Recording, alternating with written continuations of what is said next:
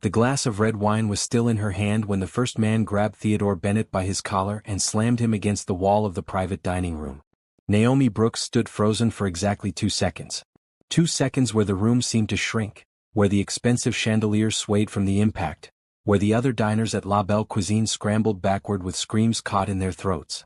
2 seconds where she watched 4 men in dark suits surround the most powerful tech CEO in the country like wolves circling wounded prey.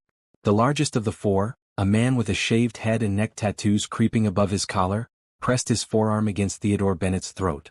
The billionaire's face was turning red, his expensive Italian shoes scraping uselessly against the marble floor. "You think you can destroy people's lives and walk away clean?" the man growled. His 3 companions formed a tight circle, blocking any escape route. One of them knocked over a table, sending plates of filet mignon crashing to the ground. Another grabbed a chair and swung it into the window, shattering glass across the floor. The restaurant had erupted into chaos. Wealthy patrons in designer clothes fled toward the exits. Waiters dropped their trays. Someone was screaming for security. But security was nowhere to be seen, and the 4 men had chosen their moment perfectly. A Tuesday evening, light staff, the CEO dining alone in the corner booth as he always did. Naomi should have run. Every instinct of a normal waitress would be to drop the wine, to flee, to call for help and let someone else handle this nightmare. She was just a server here. Just a woman in an emerald green blouse and black slacks, her curly hair pulled back in a neat bun, her notepad still tucked in her apron pocket. Nobody special. Nobody important. But Naomi Brooks had never been ordinary. The second man, shorter but built like a concrete block, noticed her standing there. His lip curled into a sneer. "Get out of here, sweetheart. This doesn't concern you." She set the wine glass down on the nearest table. Her movements were slow, deliberate. 8 years in the United States Army had taught her many things. How to remain calm when everything around you is falling apart. How to assess a room in seconds. How to identify the biggest threat and neutralize it first. "Let him go," she said. Her voice was steady, quiet, cutting through the chaos like a blade through silk. The 4 men laughed. The one choking Theodore laughed loudest of all. "Did you hear that, boys? The waitress wants to play hero." Naomi took 3 steps forward. Her mind was already calculating. The big one was the muscle, but he was slow. His stance was wrong, feet too close together. The short one was probably the fastest, but he was overconfident, not watching his flanks. The third man, lean with cold eyes, was the dangerous one. He moved like someone who knew what he was doing. The fourth was just backup, nervous, clearly not used to this kind of work. "I said let him go." The short one moved toward her, reaching out to shove her aside. His hand never made contact. What happened next lasted less than 40 seconds, but it would be replayed on security footage for months. It would make national news. It would change Naomi's life forever. She caught his wrist, twisted, and used his own momentum to flip him over her hip. He hit the ground hard enough to crack the marble tile beneath him. Before his companions could react, she was already moving. A palm strike to the lean one's solar plexus. He doubled over, gasping. She grabbed the back of his head and drove her knee upward, and he crumpled. The fourth man, the nervous one, tried to run. She caught him by his jacket, spun him around and swept his legs out from under him. His head bounced off the floor and he stayed down. That left the big one. He had released Theodore, who slid down the wall, coughing and clutching his throat. The tattooed man stared at Naomi with something new in his eyes. Not anger. Fear. "Who are you?" he whispered. "Nobody special," she said. And then she moved. He swung at her, a wild haymaker that would have knocked out anyone it connected with. But Naomi was not there anymore. She ducked under his arm, drove her elbow into his kidney, and when he bent from the pain, she wrapped her arm around his neck in a chokehold. He thrashed, tried to throw her off, but she held on. 15 seconds later, he was unconscious on the floor with his 3 companions. The restaurant was silent except for the distant sound of sirens. Naomi stood in the middle of the destruction, breathing steadily, her bun slightly loosened, a single curl falling across her forehead. Her hands were not even shaking. She looked down at Theodore Bennett, who was staring up at her with wide eyes, still trying to catch his breath. "Are you okay, sir?" He opened his mouth, closed it, and simply nodded. The police arrived 7 minutes later. By then, the 4 men had been zip-tied with the restaurant's own supplies, courtesy of Naomi's suggestion to the trembling manager. She gave her statement calmly, professionally, as if she had not just single-handedly taken down 4 grown men in under a minute. The officers kept looking at her. They could not reconcile what they saw with what they had been told. This woman with the kind face and the gentle voice, this waitress in her emerald blouse with wine stains on her sleeve, she had done that? Theodore Bennett refused medical attention until he could speak with her. He found her sitting in the back office, filling out an incident report as if it were just another order ticket. "I need to know your name," he said from the doorway. She looked up. Her brown eyes were calm, deep, holding secrets he could not begin to guess. "Naomi Brooks." "Naomi." He tested the name like it meant something important. "You saved my life tonight. I did my job. Your job is to serve wine, not take down 4 attackers who were twice your size." A small smile crossed her lips. "I have some additional training." He stepped into the room and she noticed he was still pale, still shaken. This man who commanded boardrooms and controlled billions, he was looking at her like she was something he had never seen before. Something unexpected. Something remarkable. "I don't know who you are, Naomi Brooks," he said quietly. "But I intend to find out." She should have felt something at that moment. Pride maybe. Or satisfaction. But all she felt was the familiar emptiness that had lived in her chest for the past 8 months. Ever since the night she came home early and found her husband in their bed with another woman. Ever since her entire life had shattered like that restaurant window. "There's not much to find," she said, turning back to her paperwork. But she was wrong about that. Because the night at La Belle Cuisine was not an ending. It was a beginning. And the story of how Naomi Brooks went from abandoned wife to anonymous waitress to something far more powerful was only just starting. What Theodore Bennett did not know, what nobody in that restaurant knew, was that Naomi had spent the last 8 months planning her revenge. Not against the 4 men on the floor. Not against any attacker she would face in the future. Her revenge was something quieter. Something more devastating. She was going to rebuild herself into someone her cheating husband would never recognize. Someone who would rise so high that Darnell Brooks would spend the rest of his life knowing exactly what he had thrown away. And tonight, without even realizing it, she had just taken the first step. 3 years earlier, Naomi Brooks had believed in happy endings. She stood at the airport arrivals gate in her army dress uniform, her heart beating so hard she could feel it in her throat. 8 years of service. 3 deployments overseas. Countless nights sleeping in tents, in barracks, in places she could not pronounce and would never forget. And now it was over. She was coming home. Darnell was there waiting for her, just like he had promised.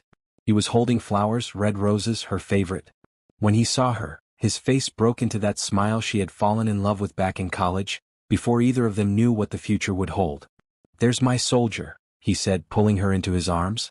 She buried her face in his shoulder and breathed him in. "Home. You smelled like home. I missed you so much. 8 years, baby. You finally did it. You're done." She pulled back and looked at him. Darnell Brooks, her husband of 6 years, her boyfriend for 4 years before that. They had grown up in the same neighborhood in Atlanta. Their mothers had been friends. Everyone always said they were meant to be together. "Take me home," she whispered. The house he had bought while she was deployed was beautiful. A 3-bedroom colonial in a quiet suburb, with a yard and a porch and a kitchen with granite countertops. He had decorated it himself, filling it with photos of them together, making it feel lived in even though she had never spent a single night there. "I wanted it to be perfect for when you came back," he said, watching her walk through the rooms. She ran her fingers along the bookshelf, the dining table, the soft blanket draped over the couch. This was what she had fought for. What she had dreamed about during those long nights overseas. A life.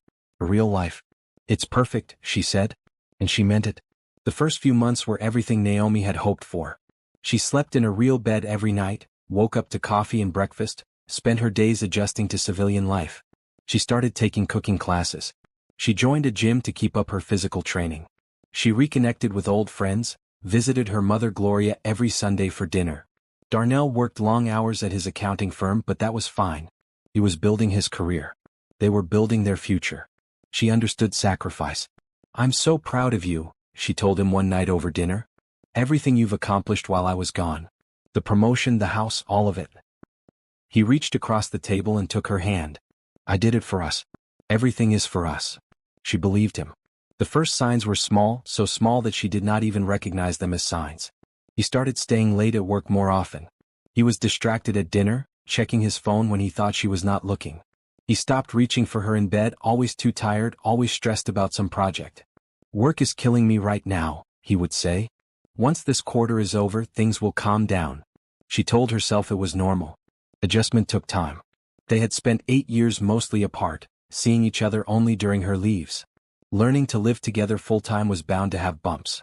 She threw herself into building a new routine. She got certified as a personal trainer, thinking maybe she could turn her military fitness into a career. She volunteered at a veterans center downtown. She started teaching self-defense classes at the local community center, sharing the skills she had learned in the army with women who wanted to feel safer. "You should come watch me teach sometime," she told Darnell. "I'm pretty good." "Maybe next week," he said, not looking up from his laptop. Next week never came. Her mother noticed before Naomi did. Gloria Mitchell had raised her daughter alone after Naomi's father passed when she was 12. She had worked double shifts as a nurse for 2 decades to give Naomi every opportunity. She knew how to read people, and she did not like what she was reading in her son-in-law. "How are things with Darnell?" she asked during one of their Sunday dinners. "Fine. Good." Naomi pushed food around her plate. "He's busy with work." "Busy?" Gloria said the word like it tasted sour. "That man has a beautiful, accomplished wife who could break him in half, and he's too busy to appreciate her." "Mama, I'm just saying. You deserve someone who sees you. Who really sees you." "He sees me," Naomi said. But even as the words left her mouth, she was not sure she believed them anymore. The truth was that Darnell looked at her differently now. When they first met, when she was a young soldier heading off to basic training, he had looked at her like she was the most incredible woman in the world. He would brag to everyone about his girlfriend in the army. He would write her letters during her deployments, long romantic letters about their future together. Now he looked past her, through her, like she was furniture, like she was just another part of the house he had built. She tried to talk to him about it once. They were lying in bed, the lights off, the silence heavy between them. "Do you still love me?" she asked quietly. He sighed, the kind of sigh that made her stomach drop. "Of course I love you." "Why would you ask that?" "Because I feel like I'm losing you. Like you're somewhere else even when you're right next to me. You're imagining things." He rolled over, putting his back to her. "I'm just stressed. It's work. Go to sleep." She lay there in the darkness for a long time, staring at the ceiling, feeling the distance between them even though he was close enough to touch. The next 6 months were a slow fade. Conversations became shorter. Date nights became rare. The house that had seemed so full of promise began to feel like a beautiful prison. Naomi threw herself deeper into her work, teaching more classes, spending more time at the gym, trying to fill the emptiness that was growing inside her. She told herself it was a phase. All marriages had rough patches. They would get through this. But some part of her, the part that had survived combat and kept her alive through horrors she never talked about, that part knew the truth. Something was very wrong. Something she could not see yet. And then came the night that everything changed. The conference had been canceled at the last minute.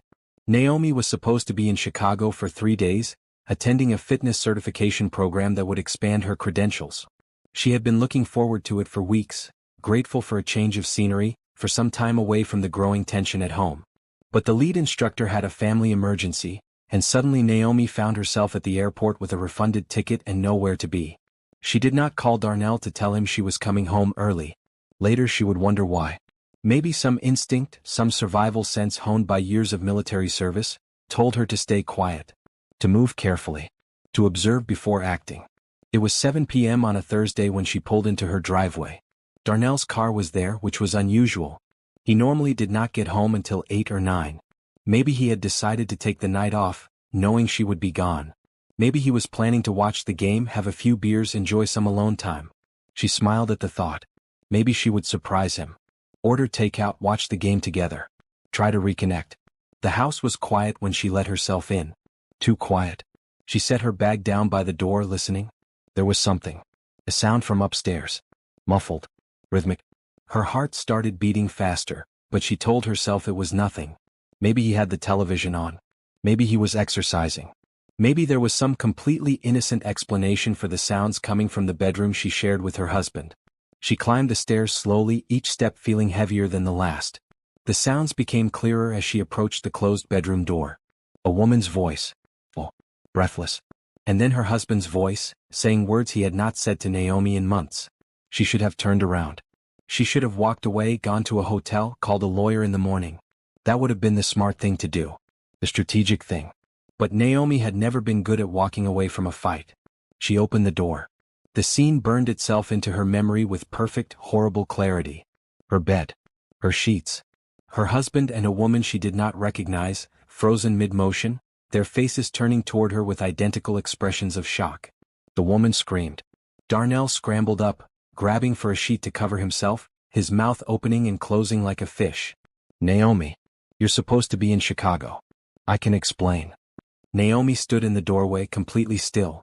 She had faced enemy fire. She had been in situations where one wrong move meant death. But nothing had ever hurt like this. Nothing had ever made her feel like her chest was caving in, like the air had been sucked from the room. Get out, she said to the woman. Her voice was calm. Too calm. Get your clothes and get out of my house. The woman, young, pretty, clearly terrified, scrambled to obey. She grabbed her dress from the floor, not even bothering to put it on, and fled past Naomi with barely a glance. Naomi heard her footsteps on the stairs, the front door slamming. Then it was just her and Darnell. He was sitting on the edge of the bed now, the sheet wrapped around his waist, his hands running through his hair. Baby, please. Let me explain. Who is she? Her name is Tanya. She works at my firm. Just happened, I swear. It was not supposed to mean anything. How long? He flinched at her tone. What? How long has this been going on, Darnell?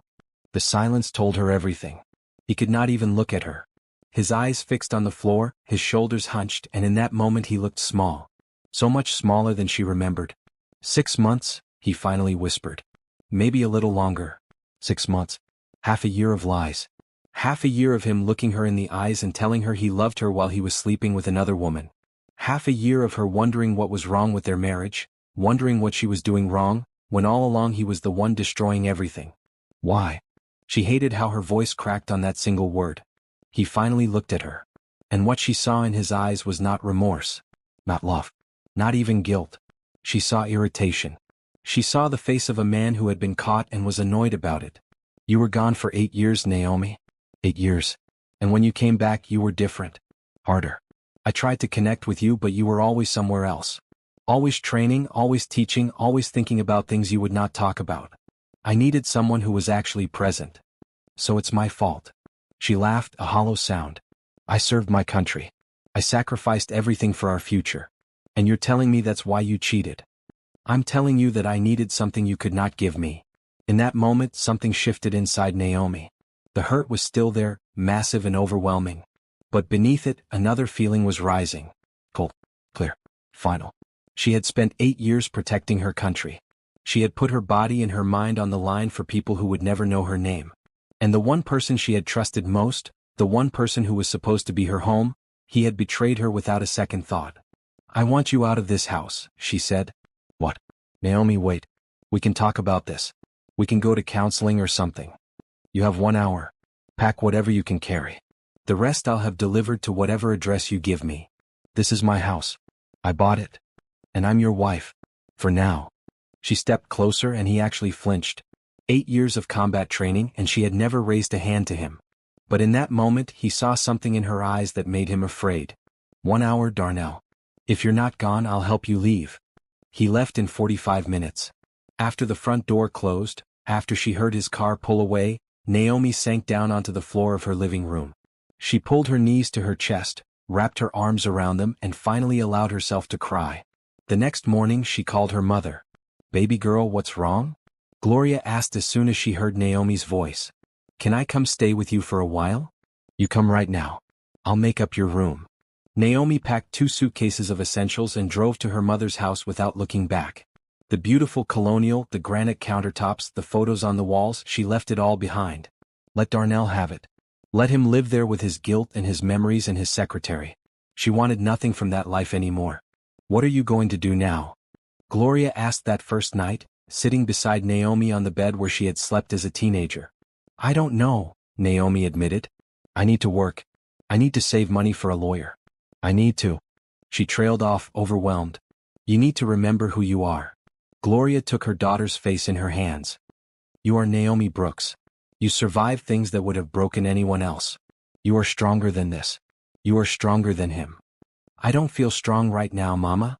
That's okay. Strength is not about how you feel. It's about what you do even when you feel like you cannot. And I know you, baby. I know you're going to do something incredible. Naomi looked at her mother, at this woman who had raised her alone, who had taught her to fight for everything she wanted. And somewhere deep inside, beneath the pain and the grief and the rage, a spark ignited. She would not let this destroy her. She would not give Darnell that power. She would rebuild herself, piece by piece, into something new. Something he would never see coming. And someday, when she was standing at the top of the world, she would look down and watch him realize exactly what he had lost. The job at La Belle Cuisine was not exactly a step up. Naomi had gone from army sergeant to personal trainer to waitress in less than 6 months. It was humiliating in a way. She had skills that most people could only dream of. She could disarm an attacker in 3 seconds, navigate by stars alone, survive in hostile environments with nothing but her wits. And now she was carrying plates of $40 pasta to wealthy people who did not even look at her face. But she needed the money. The divorce was going to be expensive, and Darnell was already fighting her on everything. He had hired an aggressive lawyer who was trying to claim that Naomi had abandoned the marriage by moving out, that she deserved nothing from the assets they had built together. His assets, Raymond Foster, her own lawyer, had explained gently. Everything is in his name. The house, the accounts, even the car you were driving was technically his. Unless we can prove he was at fault for the breakdown of the marriage, you might walk away with very little. He cheated on me for 6 months. Can you prove it? The woman he was involved with is not willing to testify. He's denying everything. So Naomi worked. Double shifts, sometimes triple.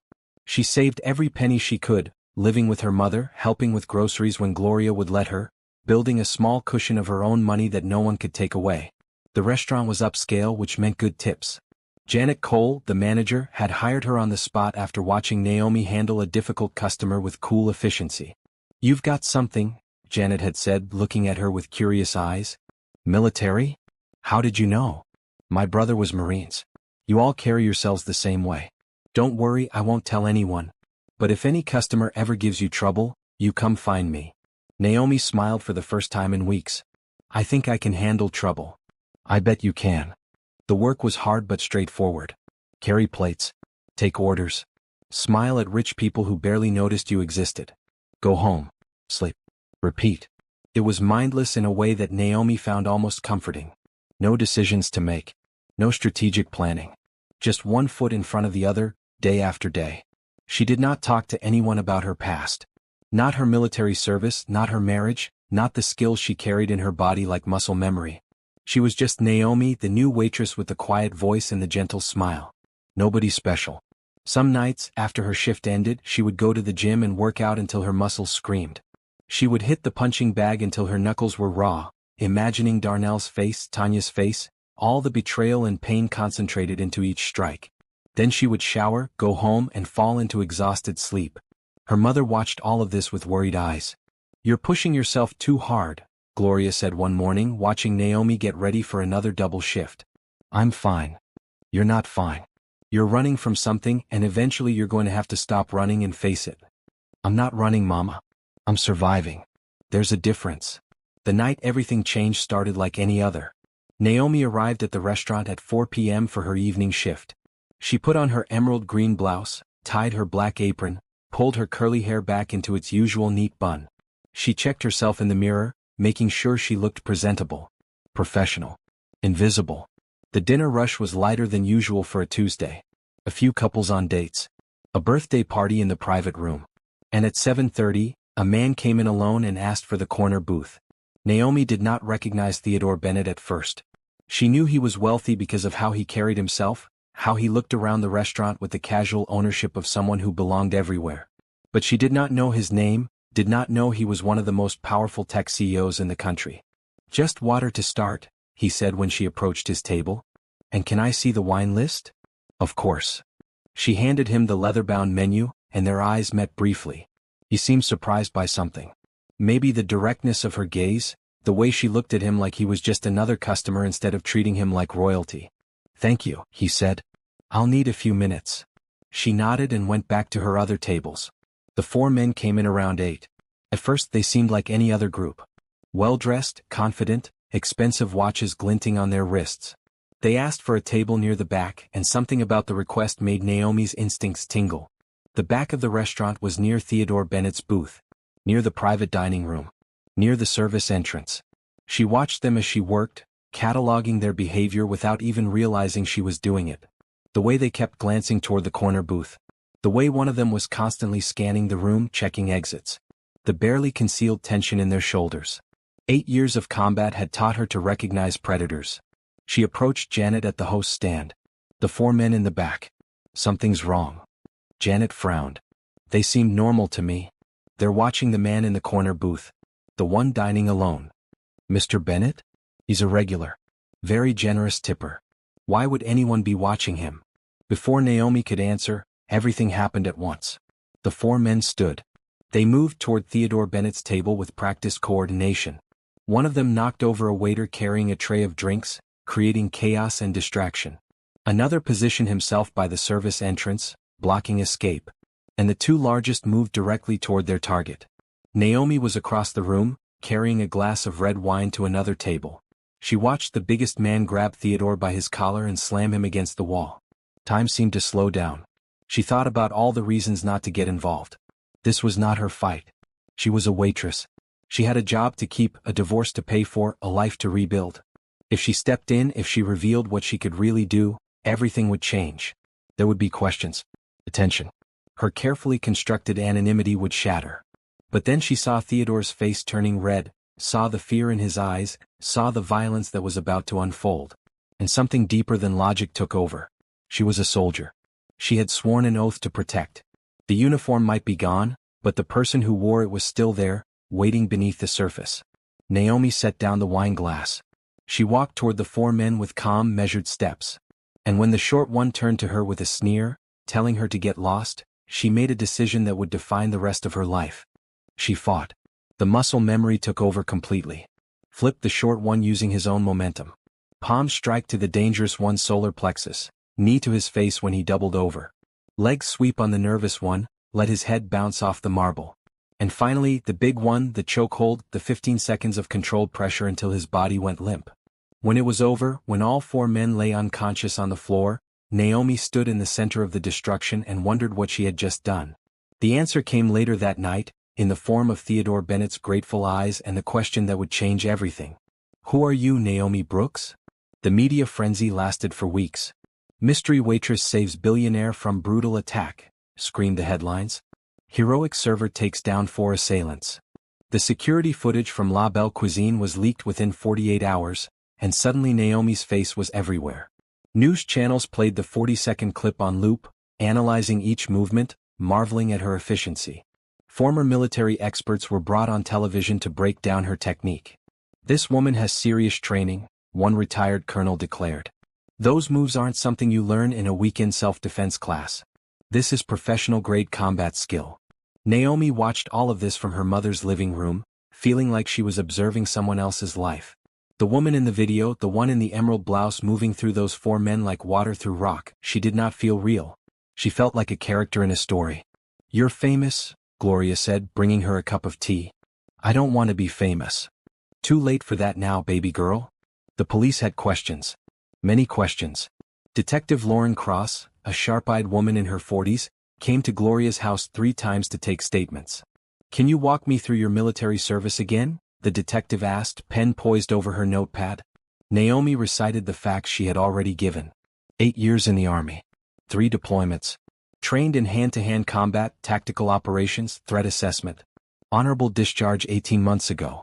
And you're currently working as a waitress? Yes. That seems like a significant career change. I needed a job. The restaurant was hiring. Detective Cross studied her for a long moment. You understand we're investigating this as an attempted assault. Mr. Bennett could have been seriously hurt, maybe killed. You stopped that. I did what anyone would have done. No, Ms. Brooks. You did what almost no one could have done. And Mr. Bennett wants to thank you personally. He's been calling the station twice a day asking for your contact information. I'd rather not. I figured you'd say that. The detective pulled a business card from her jacket. But here's his card anyway. He's a persistent man. My guess is he'll find you whether you like it or not. She was right. 3 days later, a black sedan pulled up outside Gloria's house. Naomi watched from the window as Theodore Bennett stepped out, dressed in a charcoal gray suit that probably cost more than 6 months of her waitress salary. He walked up the path with the confidence of someone who was used to getting what he wanted. She opened the door before he could knock. Miss Brooks. He seemed startled for a moment, then recovered with a small smile. I was hoping we could talk. Mr. Bennett, I appreciate the gesture, but you really don't need to thank me. I was just doing my job. Your job is to carry plates, not take down professional attackers. He paused. May I come in? I promise this won't take long. Gloria appeared behind Naomi, her eyes sharp with curiosity. Let the man in, baby. I'll make coffee. They sat in the small living room, Theodore on the worn couch that had been there since Naomi's childhood, looking completely out of place amid the modest furniture and family photos on the walls. The men who attacked me, he began, they were professionals. Hired muscle.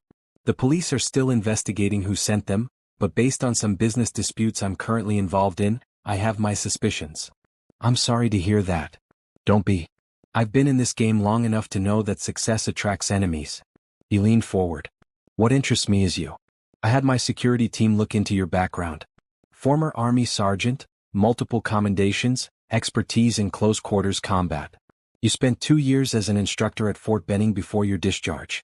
You're not just a waitress, Ms. Brooks. You're one of the most highly trained individuals I've ever encountered. I prefer my privacy. I understand. And I respect that. He pulled an envelope from his jacket and set it on the coffee table between them. This is a check for $50,000. Consider it a thank you. No strings attached. Naomi stared at the envelope. $50,000. It would pay for her divorce 10 times over. It would give her a fresh start, a cushion, options she did not currently have. I can't accept that. Of course you can. You saved my life. $50,000 is nothing compared to what that's worth to me. It's not about the money. I don't want payment for doing the right thing. Theodore sat back, regarding her with new interest. Then what do you want? It was a simple question, but it struck Naomi somewhere deep. What did she want? 6 months ago, she had wanted her marriage to work. A year ago, she had wanted to build a life with the man she loved. Now she wanted, what? Revenge? No, that was too simple. Revenge implied she still cared enough about Darnell to want to hurt him. What she wanted was to matter. To be seen. To use all the skills she had developed, all the strength she had built, for something more than carrying plates to people who did not notice her face. I want a job, she said quietly. A real one. Something that uses what I'm actually good at. Theodore smiled, and there was something genuine in it. I was hoping you'd say that. The offer was more than she had expected. Head of personal security for Theodore Bennett himself. A 6-figure salary, benefits, company car, an apartment in the city if she wanted it. She would be responsible for protecting one of the most valuable business minds in the country. You don't even know me, she protested. I know enough. I know you're exceptional under pressure. I know you're loyal because you stayed at a job that was beneath you without complaint. I know you're honest because you just turned down $50,000 that most people would have taken without hesitation. He stood. Take some time to think about it, but not too long. I need someone I can trust, and I think you might be that person. After he left, Gloria came back into the living room, carrying 2 cups of coffee they no longer needed. Well, she said, sitting beside her daughter. That was unexpected. Naomi was still staring at the business card Theodore had left behind. He offered me a job. I heard. You going to take it? I don't know. Baby girl. Gloria set down the coffee and took Naomi's hands. I've watched you suffer for months. Watched you hide yourself away, work jobs that waste your talents, punish yourself. For something that was never your fault. This could be your chance to become the woman you were always meant to be. What if I fail? Then you fail. And you try again. But at least you'll know you had the courage to reach for something better. That night, Naomi lay in her childhood bed, staring at the ceiling that still had the glow-in-the-dark stars she had put there when she was 10. She thought about everything she had lost. Her marriage. Her confidence. Her sense of who she was. And she thought about everything she might gain. The next morning she called Theodore Bennett and accepted his offer. The Bennett Security Systems headquarters occupied 30 floors of a glass tower in downtown. Naomi arrived on her first day wearing a tailored navy blue suit that Gloria had insisted on buying her. You can't start a new life in old clothes, her mother had said. The security desk scanned her credentials, which Theodore had already arranged. An assistant named Diana, a young woman with nervous energy and an overflowing schedule book, met her in the lobby. Ms. Brooks, Mr. Bennett is expecting you. He wanted to give you the tour personally. Theodore was waiting in his office on the 28th floor, surrounded by windows that showed the entire city spread out below. He looked different here than he had in the restaurant or in Gloria's living room. More powerful. More in control. This was his kingdom and he ruled it with quiet confidence. "Welcome to Bennett Security," he said, shaking her hand. "How does it feel to be on the other side?" "I'm not sure yet." He laughed. "Honest? I like that." He gestured for her to follow him. "Let me show you what you're protecting." The tour took 2 hours. Research and development, where brilliant engineers designed security software that protected everything from banks to government facilities. Customer relations, where teams managed accounts worth billions. The executive floor, where the people who made decisions gathered in conference rooms with views that cost more than most houses. "All of this depends on one thing," Theodore said as they stood on a private balcony overlooking the city. "Trust. Our clients trust us to keep their systems safe. Our employees trust me to lead them well. And I need someone I can trust to keep me safe so I can focus on keeping everyone else safe." "Why me?" Naomi asked. "You could hire any security firm in the world. Why put your safety in the hands of a waitress?" "Because the best security firms would give me the most qualified person by their metrics. Training, certifications, years of experience, flashy credentials." He turned to face her. "But what they can't give me is someone who would risk their own safety for a stranger without a second thought. Someone who saw violence unfolding and moved toward it instead of away. That's not something you can train. That's character." Naomi felt her cheeks warm slightly. "You barely know me." "I know enough." He smiled. "Besides, you're getting a trial period. 6 months. If it doesn't work out, no hard feelings. But I have a feeling it's going to work out just fine." Her office was on the same floor as Theodore's, connected by a private hallway. It was smaller but elegant, with comfortable furniture and a window of her own. Someone had placed a single orchid on her desk, along with a card that read, "To New Beginnings." The first few weeks were orientation. Naomi met the existing security team, reviewed protocols, studied Theodore's schedule and habits. She accompanied him to meetings, standing quietly in corners, watching everyone who came near him. She learned who could be trusted and who made her instincts prickle with warning. At night, she came home to her mother's house and collapsed into bed, exhausted but alive in a way she had not felt in months. This work mattered. She was using her skills, her training, everything she had built during her years of service. The waitress uniform was gone. The emerald blouse was replaced by professional suits in royal blue, maroon, and forest green. "You look different," Gloria observed one Sunday. "Lighter." "I feel different." "Good different." Naomi thought about it. "Better different." It was on the 3rd week that Darnell found her. She was leaving the office after a late meeting when she saw him standing by her car in the parking garage. He looked thinner than she remembered, worn around the edges. There were dark circles under his eyes. "Naomi." He said her name like a prayer. "I've been trying to reach you. I changed my number." "I know. I had to track down your mother's address, then follow you here." He stepped closer. "I've been watching the news. Seeing your picture everywhere. You're working for that billionaire now. What do you want, Darnell?" "I made a mistake." His voice cracked. "The biggest mistake of my life. I know that now. Please, can we just talk? Can we try to work things out?" 6 months ago these words would have undone her. She would have softened, allowed hope to creep back in, convinced herself that love could overcome betrayal. But 6 months ago she had been a different woman. "There's nothing to work out," she said. "I filed for divorce. You should have received the papers by now." "I got them. I'm not signing." "That's not really your choice." "Naomi." He grabbed her arm and she went very still. "I'm not letting you go. We can fix this. We can go to counseling. I'll do whatever it takes." She looked down at his hand on her arm, then back up at his face. "Let go of me. Not until you listen. Darnell." Her voice dropped to the tone she had used in combat, the tone that made grown men freeze. "I'm going to say this once. Our marriage is over. You ended it when you decided that 6 months of lies and betrayal were more important than everything we built together. Nothing you say will change that. Now let go of my arm or I will remove your hand myself." He let go.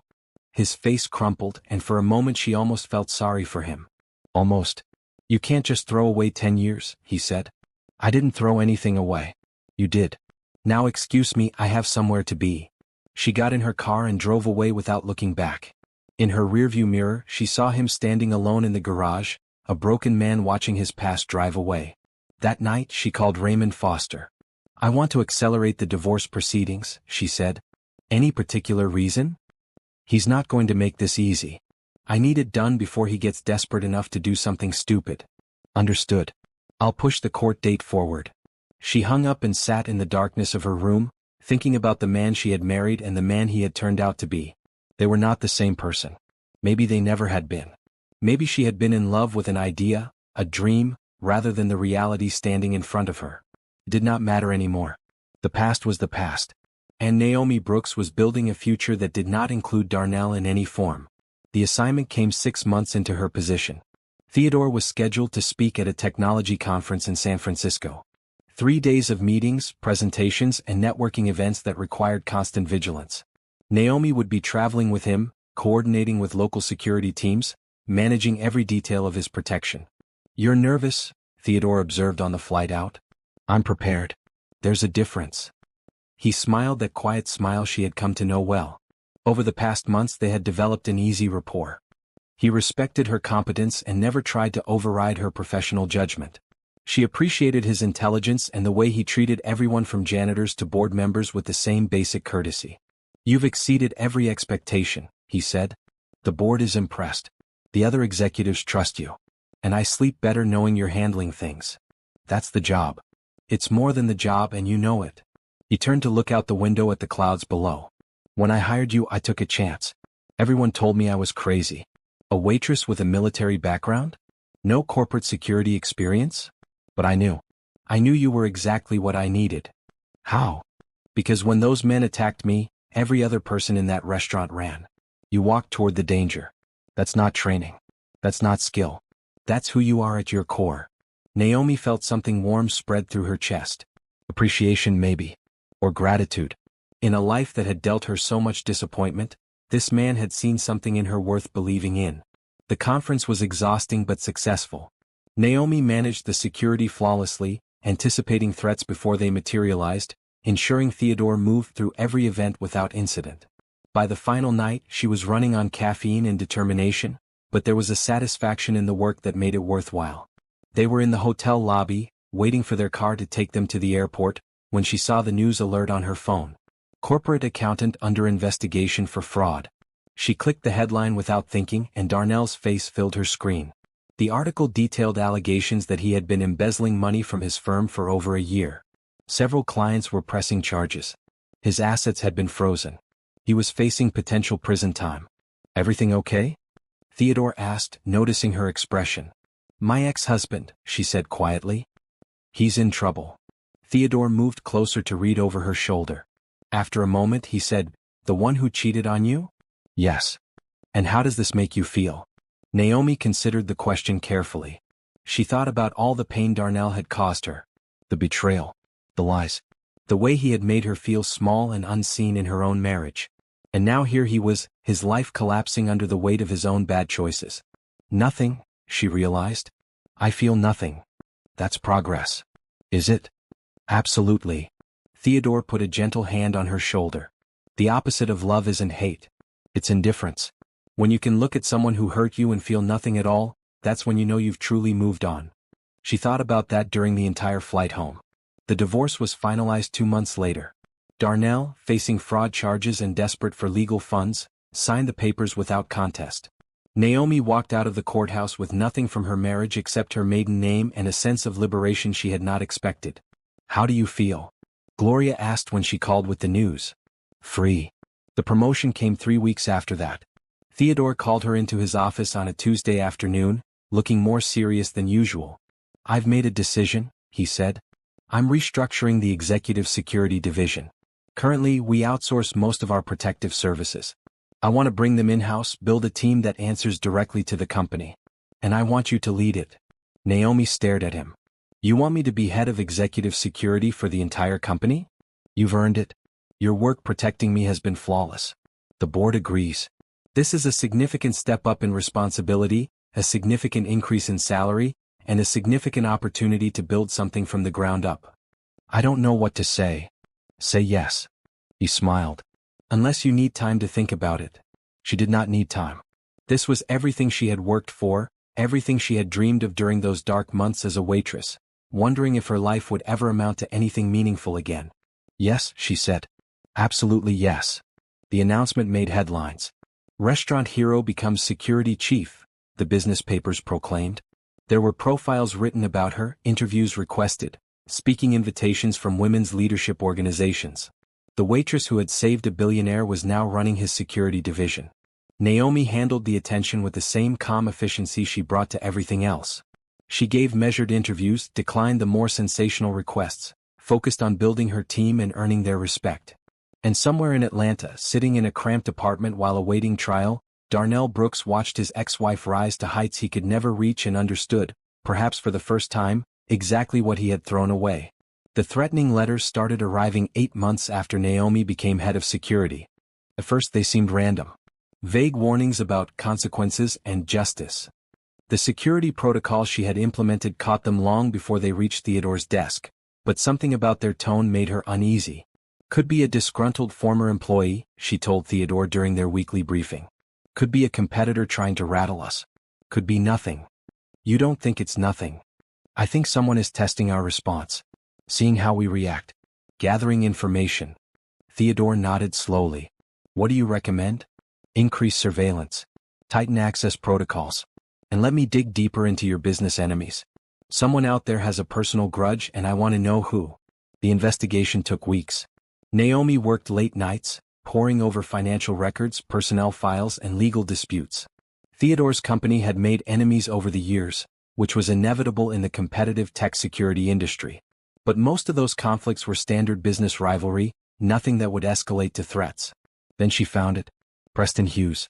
52 years old, former CEO of a competing security firm that Bennett Security had acquired 3 years earlier. The acquisition had been hostile, and Preston had been forced out with a severance package that was generous by any standard but that clearly had not satisfied his ego. He lost everything in that deal, Naomi explained, spreading documents across Theodore's desk. The company his grandfather founded. His reputation in the industry. His marriage, according to divorce records filed shortly after. He blamed you personally. Preston. Theodore rubbed his forehead. I remember him. Angry man. Couldn't accept that his technology was outdated. He's been quietly buying stock in several of your competitors, building alliances, and based on financial transfers I traced through 3 shell companies, I believe he funded the men who attacked you at the restaurant. Theodore went very still. You're saying Preston Hughes tried to have me killed? I'm saying he hired 4 professionals to hurt you, possibly worse. The police investigation never found the source of the money. But I did. This is serious. We need to involve law enforcement. I already have. Detective Cross, the one who handled the original case, is reopening the investigation. But Preston is careful. The money trail is complicated. It could take months to build a case that will stick. What do we do in the meantime? Naomi met his eyes. We stay vigilant. We protect you and the company. And we make sure Preston knows we're watching. The threatening letters stopped after that. Whether Preston had realized he was compromised or simply lost his nerve, Naomi could not say. But the quiet felt more ominous than the threats had been. Something was still coming. She could feel it. Meanwhile, life continued. Naomi built her security team into one of the most respected divisions in the company. She hired former military personnel like herself, people who understood discipline and loyalty. She implemented training programs, emergency protocols, and technology upgrades that made Bennett Security the gold standard in the industry.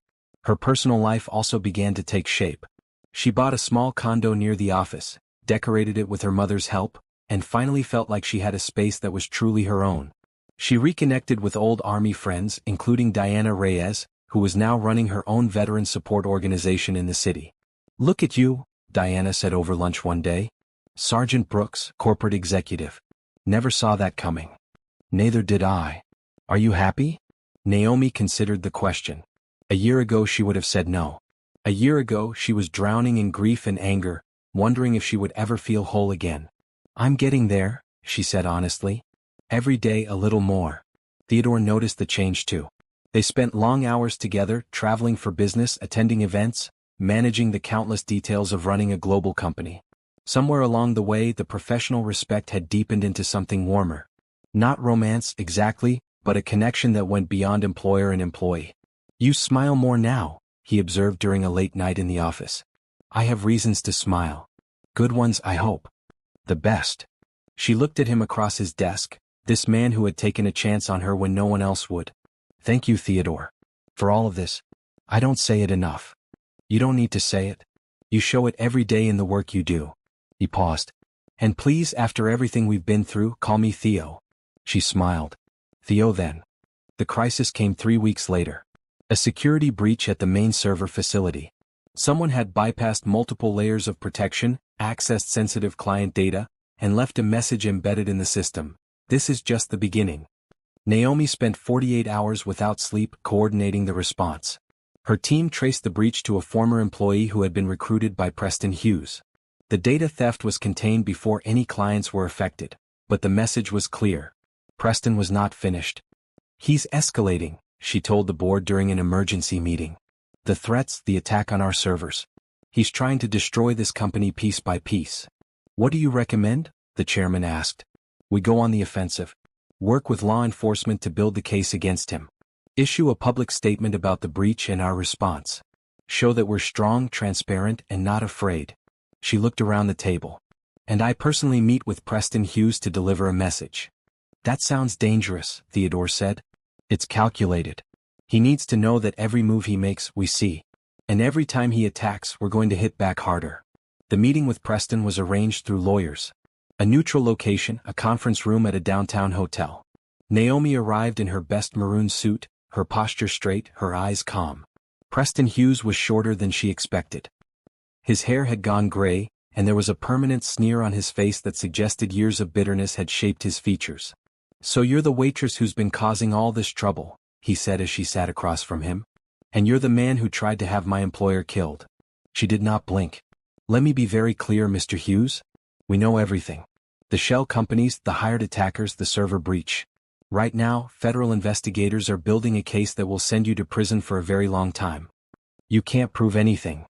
Can't I? She pulled a folder from her briefcase and slid it across the table. Financial records linking you to the attackers. Testimony from the former employee you recruited. Emails recovered from servers you thought were secure. She watched his face pale. This is your one chance to make this easier on yourself.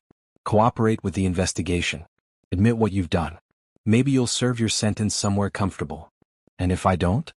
Naomi stood. Then I will personally make sure you lose everything. Just like you tried to take from Theodore Bennett. Just like you took from all the people who trusted you. She straightened her jacket. Have a good day, Mr. Hughes.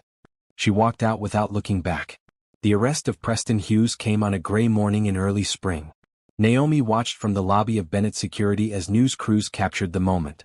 Federal agents leading him from his penthouse apartment, hands secured behind his back, his face a mask of stunned disbelief.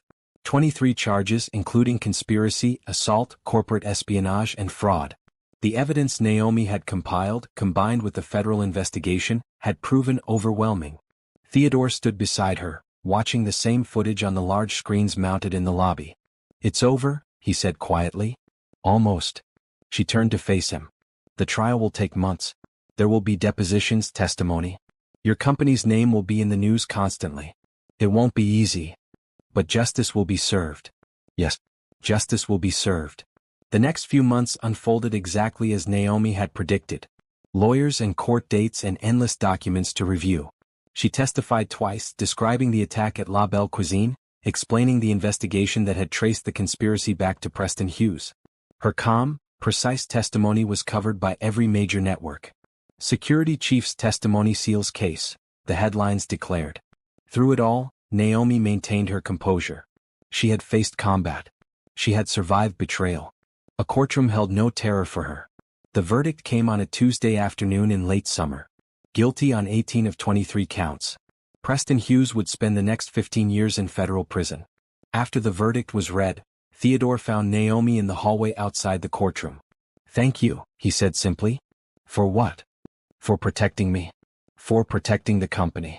For seeing this through when anyone else would have given up. It's my job. No. He shook his head. It's far more than that, and we both know it. She looked at him, this man who had believed in her when she could not believe in herself. Who had given her a chance to rise from the ashes of her ruined life and become something extraordinary. I couldn't have done any of this without you, she said. You took a chance on a waitress with nothing but potential. That took courage. I took a chance on an exceptional woman who happened to be serving wine at the time. The courage was all yours. That evening, Naomi had dinner with her mother. They sat at Gloria's small kitchen table, eating the jambalaya that had been Naomi's favorite since childhood. "I saw the verdict on the news," Gloria said. "You looked powerful up there on that stand." "I felt powerful." "Good." Gloria reached across the table and took her daughter's hand. "You've come so far, baby girl. From that broken woman who showed up on my doorstep 2 years ago to this. I am so proud of you." Naomi felt tears prick her eyes.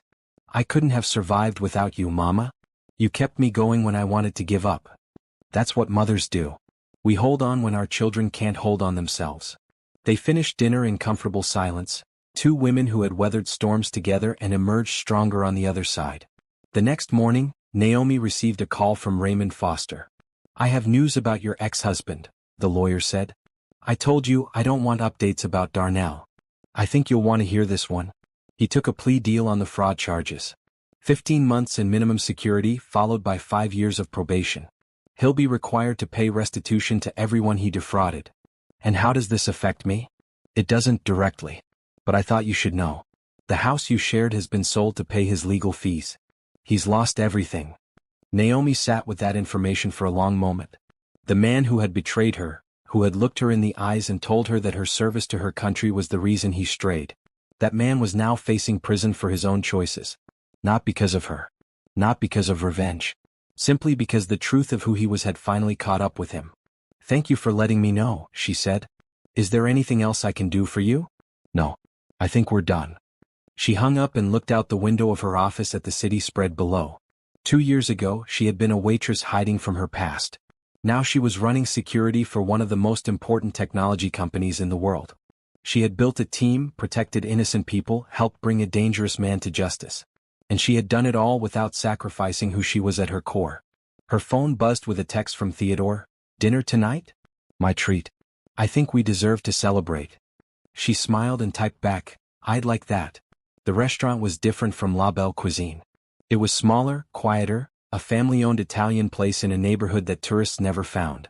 Theodore had discovered it years ago and came here when he wanted privacy, when he wanted to feel like a normal person instead of a billionaire CEO. Naomi sat across from him, wearing a deep red dress that Gloria had insisted she buy. For special occasions, her mother had said with a knowing look. "You look beautiful," Theodore said as the waiter poured their wine. "You clean up pretty well yourself." He laughed, that genuine laugh she had come to know so well. "I wanted to talk to you about something. Away from the office, away from all the formality." "This sounds serious." "It is." He set down his glass and met her eyes. "These past 2 years working with you, it's changed me. I started out thinking I was giving you an opportunity. But the truth is, you gave me something far more valuable." "What's that?" "Perspective. You showed me that strength isn't about power or money. It's about integrity. It's about doing the right thing even when it's hard. It's about rising up after life knocks you down." Naomi felt her heart beating faster. "Theo. I'm not trying to make this awkward," he said quickly. "I know you've been through a lot. I know the last thing you probably want is another complicated relationship. But I need you to know that you matter to me. Not as my security chief. As a person. As Naomi Brooks, the woman who walked into chaos and turned it into order. She was quiet for a long moment, processing his words. A year ago she would have panicked. Would have shut down, retreated into her protective shell. But she was not that woman anymore. "I'm not ready for anything serious," she said honestly. "My divorce is barely final. I'm still figuring out who I am without all the baggage I used to carry." "I understand. But..." She reached across the table and placed her hand over his. "I'm not saying no. I'm saying not yet. And maybe someday when the timing is right we can see where this might go." His smile was like sunrise. "I can work with someday." They finished dinner talking about lighter things. Travel plans, family stories, dreams for the future. For the first time in longer than she could remember, Naomi felt genuinely hopeful about what might come next. The following week, she received a formal invitation to speak at the National Women's Leadership Conference. They wanted her to tell her story. The Army veteran who became a waitress who became a corporate security chief. The woman who had faced betrayal and violence and emerged stronger than before. "Are you going to do it?" Gloria asked when Naomi showed her the invitation. "I think so. If my story can help even one woman who's going through something similar, it's worth it." The speech was scheduled for a Saturday in October. Naomi spent weeks preparing, writing and rewriting, trying to find the right words to capture everything she had experienced. When the day came, she stood backstage, listening to the moderator introduce her. Our next speaker went from serving in the United States Army to serving tables to serving as one of the most respected security executives in the country. Please welcome Naomi Brooks. The applause washed over her as she walked to the podium. The auditorium was full, hundreds of women from all walks of life, all of them looking at her with expectation. She took a breath and began. 2 years ago, I walked into a restaurant carrying nothing but a broken heart and a stack of bills I could not pay. My marriage had just ended. My husband had chosen another woman over everything we built together. I felt worthless, invisible, like my entire life had been a lie. I took a job as a waitress because it was the only thing I could find. Every night, I served food to people who never looked at my face. I smiled and nodded and pretended I was fine while inside I was falling apart. And then one night, everything changed. 4 men attacked a customer in that restaurant. And instead of running, I fought. Not because I'm brave. Not because I'm special. Because somewhere deep inside me, under all the pain and grief, there was still a soldier. Still a woman who believed that protecting innocent people was worth any cost. I did not know it then, but that moment was the beginning of my real life. Not the life I had planned. Not the life I thought I wanted. But the life I was meant to have. I stand here today not to tell you that bad things won't happen. They will. Life will break your heart. People you trust will betray you. You will fall down so many times you'll wonder if getting up is worth it. But I promise you this, it is. Every time you rise, you become stronger. Every time you refuse to give up, you prove something to yourself that no one can ever take away. I am Naomi Brooks. I am a survivor. And so are you. The standing ovation lasted 3 full minutes. After the speech, Theodore was waiting in the hallway. He did not say anything. He just pulled her into a hug that said everything words could not. I'm proud of you, he finally whispered. I'm proud of me too. Later that night, Naomi sat on her balcony looking out at the city lights. Her phone buzzed with messages from friends, from colleagues, from strangers who had watched her speech and wanted to thank her for her honesty. She thought about everything she had been through. The marriage that had crumbled. The betrayal that had nearly destroyed her. The long months of rebuilding, of learning to trust herself again. And she thought about everything that lay ahead. A career she loved. A family that supported her. And maybe, someday, a love that she could build on a foundation of mutual respect and genuine partnership. The road had been harder than she ever imagined. But standing here now, looking at the life she had built from the ruins of the one she had lost, Naomi knew one thing for certain. The best revenge was not destroying the person who hurt you. The best revenge was becoming the person they never believed you could be. And she was just getting started.